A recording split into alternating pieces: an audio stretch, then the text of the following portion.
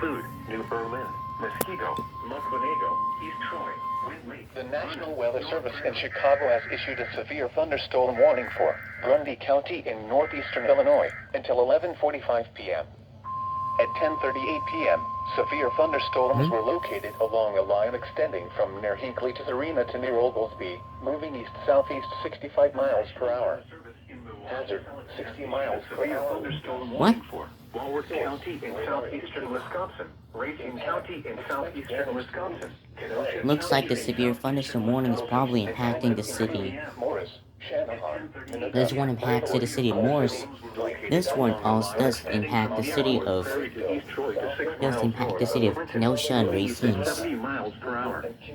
Hazard, 70 miles per hour with gusts and penny-sized hail. And Source, radar indicated. Impact, Yeah. expect considerable tree damage. Damage is likely to mobile homes, roofs, and outbuildings. this is just only one county affecting Grundy. Kenosha, Racine, Mount Pleasant, Pleasant Prairie, Antioch, Elkhorn, room on the lowest floor of a building. Union Grove, Paddock Lake, Williams Bay, Camp Lake, Wind Lake, Winthrop Harbor, Twin Lakes, Spring Grove, Rochester, Raymond, and Wheatland. The National Weather Service County Fair and the Elkhorn truck and shut should seek safe shelter immediately. Remain alert for a possible tornado. Tornadoes can develop quickly from severe thunderstorms. If you spot a tornado, go at once into the basement or small central room in a sturdy structure.